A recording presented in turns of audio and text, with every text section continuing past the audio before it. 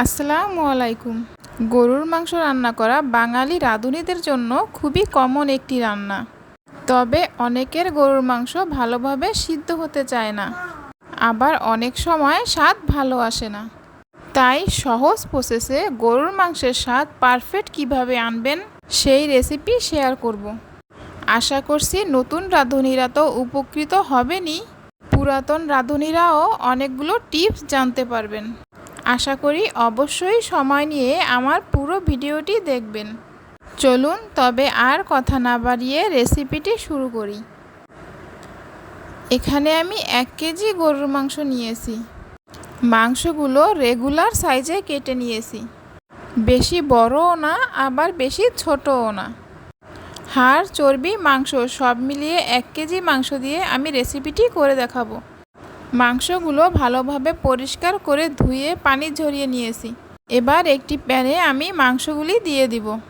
এবার মাংসগুলিতে আমি কিছু মশলা অ্যাড করব। এখন আমি দিয়ে দিব 3 টেবিল চামচ পেঁয়াজ বাটা, 2 টেবিল চামচ রসুন বাটা, 1.5 টেবিল চামচ আদা বাটা, 2 টেবিল চামচ হলুদের গুঁড়া, 4 টেবিল চামচ ঝালের গুঁড়া, 2 টেবিল চামচ জিরার গুঁড়া, 2টা তেজপাতা, এলাচ, দারচিনি, লবঙ্গ, গোলমরিচ, পরিমাণ মতো লবণ ও হাফ কাপ পরিমাণ রেগুলার তেল। এখন পরিষ্কার হাত দিয়ে ভালোভাবে মেখে নিতে হবে। একটু সময় নিয়ে মাখতে হবে। এমনভাবে মাখতে হবে যেন সব মশলা মাংসের গায়ে খুব ভালোভাবে লাগে। এভাবে প্রথমে মাংসগুলিতে মশলা মাখিয়ে নিলে মাংসের স্বাদটা খুব ভালো আসে। একটু সময় নিয়ে মাখতে হবে। মাখার সময় পানি দেওয়ার কোনো প্রয়োজন নেই। এখন আমি চুলার আঁচটা মিডিয়ামে রেখে রান্না বসিয়ে দিয়েছি। আমি মাংসে পানি দেইনি, মাংস থেকে যে পানি বের হবে তা দিয়েই মাংস কষাবো। প্রায় 10 মিনিট রান্না করেছি। দেখুন মাংস থেকে পানি বের হয়েছে। ভালোভাবে একটু নেড়ে দিতে হবে যেন নিচে না লেগে যায়। আমি মাংস ঢেকে ঢেকে মিডিয়াম আঁচে মাংসটা রান্না করব যেন মাংসটা সেদ্ধ হয়ে যায়। কিছুক্ষণ পর পর আমি ঢাকনাটা উঠিয়ে মাংস ভালোভাবে নেড়ে দিব যাতে আমার মাংসটা নিচে না লেগে যায়। তবে চুলার আঁচটা অবশ্যই এই পর্যায়ে মিডিয়ামে রেখে রান্না করতে হবে যাতে মাংসটা দমে থেকে আস্তে আস্তে সিদ্ধ হয়। মাংসের পানিটা প্রায় শুকিয়ে আসছে। এখন এই পর্যায়ে মাংসটা বারবার নেড়ে চেড়ে দিতে হবে যাতে নিচে না লেগে যায়। এখন আমি মাংসটা ভালোভাবে কষিয়ে নিব। আর হ্যাঁ, একটা কথা মাথায় রাখতে হবে, আমি মাংসটা যত সময় নিয়ে কষিয়ে নিব আমার মাংসটা তত বেশি টেস্ট হবে। মাংসটা প্রায় কষানো শেষ হয়ে আসছে, তবে মাংসগুলো এখনও ভালোভাবে সেদ্ধ হয়নি। তাই আমি আর একটু পানি দিয়ে মাংস সেদ্ধর জন্য দিয়ে দিব। এখানে আমি আরও 2 কাপ পরিমাণ পানি দিয়ে কিছুক্ষণ নেড়ে চেড়ে ঢেকে দিব যাতে মাংসটা তাড়াতাড়ি সেদ্ধ হয়ে যায়। আর আমি যে পানিটা দিয়েছি সেটা কিন্তু ফুটন্ত গরম পানি দিয়েছি, কোনোভাবেই ঠান্ডা পানি অ্যাড করা যাবে না। এখন ঢেকে কিছুক্ষণ রান্না করব। পানি দিয়ে প্রায় আমি ঠিক 15 মিনিটের মতো হাই হিটে রান্না করছি। দেখুন পানিটা কমে আসছে।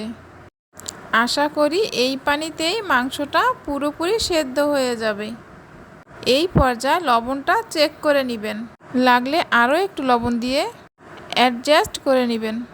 এখানে আমি 3টা আলু টুকরা করে কেটে নিয়েছি, তা এখন কষানো মাংসের মধ্যে দিয়ে দিলাম। আলু সম্পূর্ণ অপশনাল, আমি পছন্দ করি তাই দিলাম। আপনারা চাইলে আলু নাও দিতে পারেন। এখন নেড়ে আরও কিছুক্ষণ আলুর সঙ্গে কষিয়ে নেব। মাংসের স্বাদ কিন্তু কষানোর উপর নির্ভর করে, তাই যত কষাবেন খেতে কিন্তু ততই টেস্টি হবে। আবার খেয়াল রাখতে হবে যে কষাতে কষাতে নিচে যেন না লেগে যায়। আমার কষানো শেষ, এবার আমি পানি দিয়ে মাংস সেদ্ধ করে নিব, কিন্তু গরম পানি দিতে হবে, কোনোভাবেই ঠান্ডা পানি দিতে যাবেন না।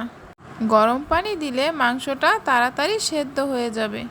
আর পানি এমনভাবে দিতে হবে যে মাংসটা পানিতে ডুবে থাকবে। পানি দেওয়ার পর চুলার আঁচ হাই করে দিতে হবে, যাতে তাড়াতাড়ি পানিটা ফুটে আসে। আমি এই পর্যায়ে একটু ভালোভাবে নাড়াচাড়া করে মাংসটা ঢেকে দিব। তবে চুলার আঁচটা এই পর্যায়ে একটু মিডিয়ামে রাখতে হবে। আমি 30 মিনিট রান্না করে মাংসটা ভালোভাবে সিদ্ধ করে নিয়েছি। আমার মাংস রান্না শেষ। এই পর্যায়ে মাংসের উপরে কিছুটা গরম মশলার গুঁড়াও দিয়ে দিতে হবে। দেখুন আমার মাংস রান্নাটা কত সুন্দর হয়েছে। আশা করি আমার প্রসেস ফলো করে বাসায় ট্রাই করে দেখবেন। এভাবে মাংস রান্না করলে মাংস দ্রুত সিদ্ধ হবে, স্বাদও আসবে ভালো। কোনো জিজ্ঞাসা থাকলে কমেন্টে জানান, আমি রিপ্লাই দিব। আজ এই পর্যন্তই। আল্লাহ হাফেজ।